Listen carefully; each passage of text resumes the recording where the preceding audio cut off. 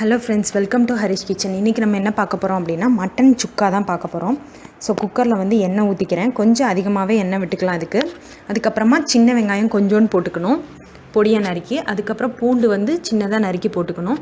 அதுக்கப்புறம் கருவேப்பிலை, கொஞ்சம் வத்தல், ஒரு 5-6 வத்தல் வந்து கிள்ளி போட்டுக்கிறேன். இதுக்கு மெயின் வந்து ஜீரகம் தான், சின்ன ஜீரகம்.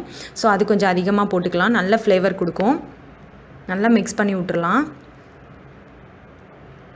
அதுக்கப்புறமா வந்து இஞ்சி பூண்டு பச்சை மிளகாய் அரைச்சி வச்சுருக்கோம் இல்லையா, அந்த பேஸ்ட் வந்து இதோட ஆட் பண்ணிக்கலாம்.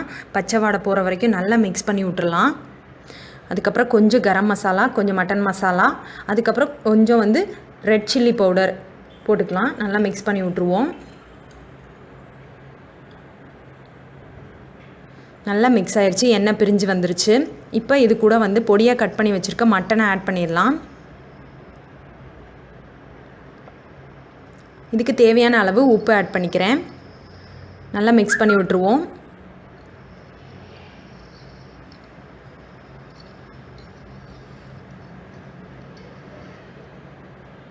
அதுக்கப்புறமா இதுக்கு தேவையான அளவு தண்ணி, அதாவது அந்த மட்டன் முங்குற அளவுக்கு தண்ணி வந்து ஆட் பண்ணிவிட்டு குக்கரை மூடி வச்சிடணும். விசில் வந்ததுக்கப்புறம் திறந்து பார்த்தீங்க அப்படின்னா தண்ணி அப்படியே தான் இருக்கும். ஸோ அந்த தண்ணி வத்துற வரைக்கும் நம்ம நல்லா வந்து கொதிக்க விடணும். ஸோ நல்லா சுக்கா வந்து வெந்து வந்துடும்.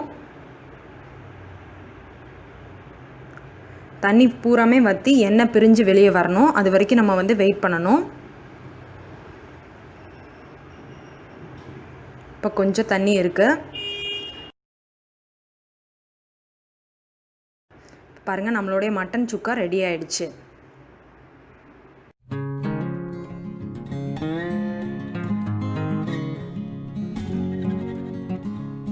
இந்த வீடியோ உங்களுக்கு பிடிச்சிருந்துச்சுன்னா சப்ஸ்கிரைப் பண்ணுங்கள் ஃப்ரெண்ட்ஸ். பக்கத்தில் இருக்க பெல் ஐக்கனையும் கிளிக் பண்ணிவிடுங்க. இது மூலமாக நான் போடுற அப்கமிங் வீடியோஸ் எல்லாமே உங்களுக்கு நோட்டிஃபிகேஷனில் வந்துகிட்டே இருக்கும். Thank you friends.